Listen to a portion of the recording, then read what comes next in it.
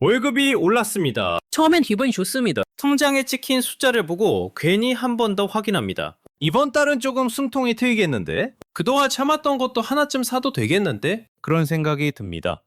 그런데 이상한 일이 벌어집니다. 퇴근길에 SNS를 엽니다. 친구는 새 아파트 계약 사진을 올렸고 대학 동기는 외제차 키를 자랑합니다. 회사 선배는 가족과 유럽 여행을 갔고 누군가는 드디어 경제적 자유에 가까워지는 중이라는 글을 올립니다. 방금 전까지 기뻤던 내 월급 인상분이 갑자기 작아 보입니다. 분명히 돈은 전보다 많아졌습니다. 그런데 마음은 더 편해지지 않습니다.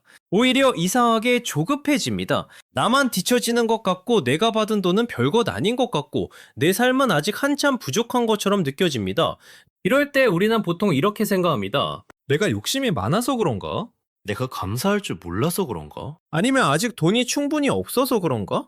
물론 돈은 중요합니다. 돈이 없으면 삶은 실제로 무너질 수 있습니다. 월세, 병원비, 식비, 가족의 안전 같은 문제 앞에서 돈은 철학이 아니라 생존입니다. 그러니 돈은 행복과 상관없다는 말은 너무 가볍습니다. 하지만 오늘 이야기의 핵심은 그 반대편에 있습니다. 돈이 많아지면 당연히 마음도 안정될 것 같지만 어느 순간부터 돈은 행복을 늘리는 도구가 아니라 비교를 늘리는 도구가 됩니다. 집이 생기면 끝날 줄 알았는데 더 좋은 집이 보입니다. 차를 사면 만족할 줄 알았는데 더 비싼 차가 눈에 들어옵니다. 연봉이 오르면 안심할 줄 알았는데 내 옆자리 사람의 연봉이 더 궁금해집니다. 문제는 돈의 액수가 아닙니다. 진짜 문제는 우리의 뇌가 돈을 절대적인 숫자로 느끼지 않는다는 겁니다. 뇌는 항상 비교합니다. 어제의 나와 비교하고 친구와 비교하고 동료와 비교하고 내가 상상했던 미래의 나와 비교합니다. 그래서 300만 원을 더 벌어도 행복할 수 있습니다. 그런데 바로 다음 순간 누군가는 500만 원을 더 벌었다는 이야기를 듣는 순간 그 300만 원은 기쁨이 아니라 패배처럼 느껴집니다. 상황은 바뀌지 않았습니다. 통장에 들어온 돈도 그대로입니다. 그런데 마음만 무너집니다. 노벨 경제학상을 받은 심리학자 다니엘 카네만은 인간이 돈을 절대적인 숫자로 느끼지 않는다는 사실을 보여주었습니다. 우리는 100만원, 300만원, 1억 원이라는 숫자 자체를 느끼는 것이 아닙니다. 그 돈이 내 머릿속 기준점보다 위에 있는지 아래에 있는지를 느낍니다. 예를 들어 월급이 300만원에서 350만원으로 올랐습니다. 처음엔 분명히 기쁩니다. 하지만 몇 달이 지나면 350만원은 특별한 선물이 아니라 새로운 기본값이 됩니다. 여기서 무서운 일이 벌어집니다. 매년 올라간 기준점에는 금방 적응하지만 그 기준점 아래로 떨어지는 것은 손실처럼 느낍니다. 다시 300만원으로 내려가는 순간 예전에는 익숙했던 금액인데도 이제는 실패처럼 느껴집니다. 카네만이 말한 손실 회피는 바로 여기서 작동합니다. 같은 50만 원이라도 새로 얻는 기쁨보다 잃는 고통이 훨씬 크게 느껴지는 겁니다. 그래서 돈이 많아질수록 마음이 반드시 편해지는 게 아닙니다. 오히려 기준점이 올라가고 그 기준점에서 밀려날까봐 더 예민해집니다. 친구가 새 차를 샀다는 소식을 들었을 때 뇌는 차분하게 이렇게 계산하지 않습니다. 나는 내 삶을 잘 살고 있어. 오히려 이렇게 경보를 울립니다. 나만 뒤처지는 거 아니야? 왜 가치가 떨어지는 거 아니야? 내가 놓치고 있는 거 아니야? 그러니까 비교는 단순한 욕심이 아닙니다. 어떤 순간에는 생존 경보처럼 작동합니다. 문제는 그 경보가 너무 자주 울리면 우리는 실제로 안전한 상황에서도 계속 가난해진 것처럼 느끼게 된다는 겁니다. 뇌는 만족을 저장하는 금고가 아니라 위험을 감지하는 경보기에 가깝습니다. 이미 가진 것보다 아직 부족한 것에 더 빨리 반응합니다. 안전하게 들어온 돈보다 앞으로 잃을 수 있는 돈을 더 크게 느끼고 오늘 누리는 생활보다 남들이 누리는 더 좋은 생활을 더 선명하게 봅니다.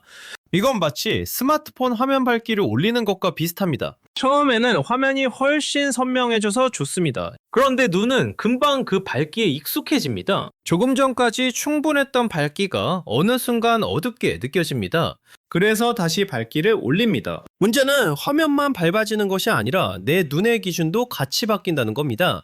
돈도 그렇습니다. 더 벌면 잠깐은 밝아집니다. 하지만 마음의 눈이 그 밝기에 익숙해지면 예전의 행복은 더 이상 행복처럼 느껴지지 않습니다. 한국 사회에서는 이 기준점이 더 빨리 올라갑니다. 회사에서는 연봉 이야기가 돌고 친구 모임에서는 아파트와 차 이야기가 나오고 SNS에는 여행, 명품, 고급 식당, 성공한 사람들의 장면이 끝없이 올라옵니다. 내가 실제로 가난해진 것도 아닌데 비교 대상이 늘어나는 순간 마음은 바로 가난해집니다. 예전에는 갖고 싶던 것을 이제는 가지고 있는데도 이상하게 마음은 아직도 부족하다고 말합니다. 그렇다면 어떻게 해야 할까요? 첫 번째는 돈이 들어온 날 비교 창문을 닫는 겁니다. 월급이 올랐거나 보너스를 받았거나 무언가를 성취한 날에는 적어도 하루 동안 SNS를 보지 마세요. 그 기쁨이 다른 사람의 삶과 비교되기 전에 내 안에서 먼저 자리 잡을 시간을 줘야 합니다. 두 번째는 기준점 동결입니다. 돈이 들어오면 우리는 바로 생활을 업그레이드하고 싶어집니다. 더 좋은 옷, 더 좋은 식당, 더 좋은 차, 더 넓은 집. 문제는 이렇게 돈이 들어오자마자 생활 수준을 올리면 뇌는 그 수준을 곧바로 새로운 기본값으로 등록해버린다는 겁니다.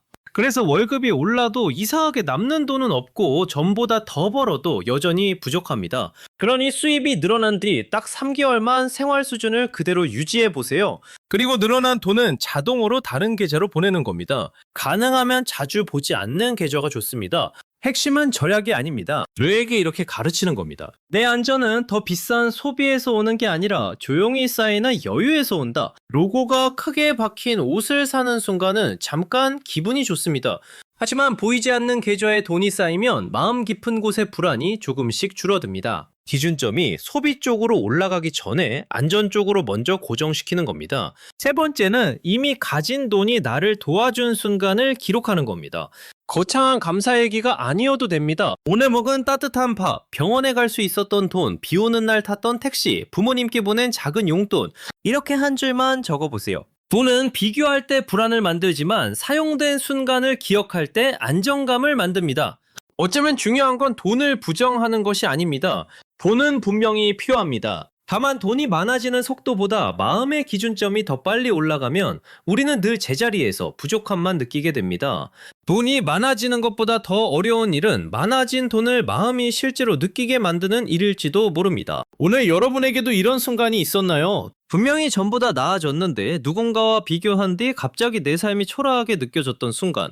돈은 있는데도 마음은 계속 부족하다고 느꼈던 순간이 있다면 댓글로 조용히 나눠주세요. 당신의 이야기가 누군가에게는 내가 이상한 게 아니었구나 하는 작은 위로가 될 수 있습니다. 오늘도 끝까지 함께 해주셔서 감사합니다.